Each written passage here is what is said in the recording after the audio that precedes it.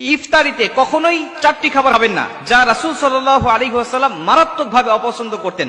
আর উম্মত হিসাবে রাসূল সাল্লাল্লাহু আলাইহি ওয়াসাল্লাম যেটা অপছন্দ করতেন সেটা আমাদেরকেও বর্জন করতে হবে। রাসূল সাল্লাল্লাহু আলাইহি ওয়াসাল্লাম যেটা পছন্দ করতেন সেটা আমাদেরকে আঁকড়িয়ে ধরতে হবে। এই চারটি খাবার কি দেখেন, আমরা কিন্তু অনেকেই এই খাবারের পছন্দের তালিকায় চারটি খাবার রয়েছে। প্রথম দুটি খাবার হলো রাসূল সাল্লাল্লাহু আলাইহি ওয়াসাল্লাম বলেন কাঁচা পেঁয়াজ এবং কাঁচা রসুন, যা আমাদের অনেকের পছন্দের তালিকায় আছে এবং ইফতারির সময় আমরা পেঁয়াজের সাথে ছোলার সাথে খুব মজা করে এটা খাই। অথচ বুখারীর বর্ণনায় আল্লাহ রাসূল সাল্লাল্লাহু আলাইহি ওয়াসাল্লাম বলেন, বুখারী শরীফের 855 নম্বর হাদিস, আল্লাহ রাসূল বলছেন, আব্দুল্লাহ ইবনে জাবের রাদিয়াল্লাহু তাআলা আনহু থেকে বর্ণিত, তিনি বলছেন, যখন দেখবে যদি কোনো মানুষ কাঁচা পেঁয়াজ এবং কাঁচা রসুন খায়, সে যেন আমার নিকটে না আসে, এমনকি মসজিদের নিকটেও যেন না যায়। কেন? কাঁচা রসুন আর কাঁচা পেঁয়াজ খাওয়ার কারণে তার মুখ থেকে এক প্রকার দুর্গন্ধ বের হয়, যা ফেরেশতাদেরকে মারাত্মক কষ্ট দেয়, অন্য মুসলিম অন্য মুমিনদেরকে মারাত্মক কষ্ট দেয়। এজন্য কাঁচা পেঁয়াজ খেয়ে যেন সে মসজিদের দিকে না আসে। এখন বলতে পারেন যে হুজুর, তাহলে কাঁচা পেঁয়াজ খাওয়া কি নাজায়েজ? এটা কি গুনাহের কাজ?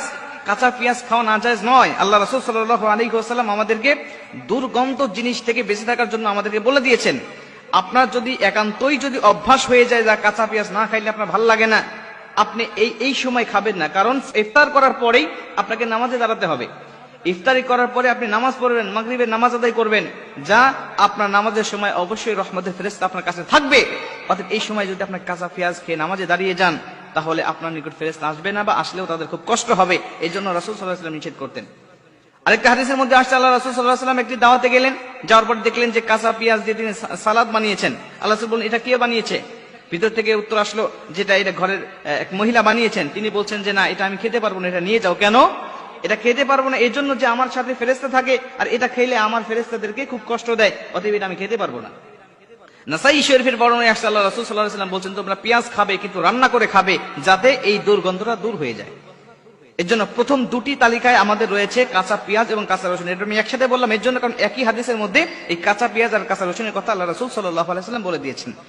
3 নম্বরে আল্লাহ রাসূল সাল্লাল্লাহু আলাইহি ওয়াসাল্লাম বলেছেন যে অতিরিক্ত গরম খাবার তোমরা খাবে না। ইফতারির সময় দেখা যাচ্ছে যে তাড়াহুড়া করে রান্না করা হয়, আর আমরা খুবই ক্ষুধার্ত থাকার কারণে, খুবই ক্লান্ত থাকার কারণে আমরা তাড়াহুড়া করে গরম খাবারটা খেয়ে ফেলি।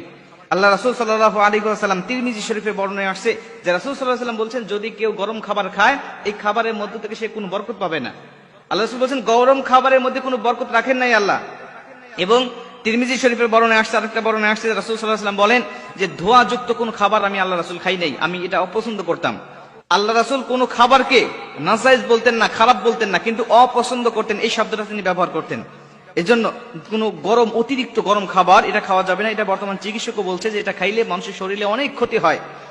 4 নম্বরে আল্লাহ রাসূল সাল্লাল্লাহু আলাইহি ওয়াসাল্লাম কোনো দুর্গন্ধযুক্ত পচা এবং বাসি খাবার তিনি খাইতেন না। পচা বাসি খাবার খাইতেন না, এই বিষয়ে অনেক হাদিস আছে। আর বর্তমান চিকিৎসা বিজ্ঞান এই পচা বাসি খাবার না খাওয়ার জন্য আমাদেরকে বারবার কিন্তু তারা সতর্ক করছে। কেন? এটা খাইলে মানুষের শরীরে অনেক রোগ ব্যাধি, অনেক কিছু তার শরীরে বাসা বাঁধতে পারে।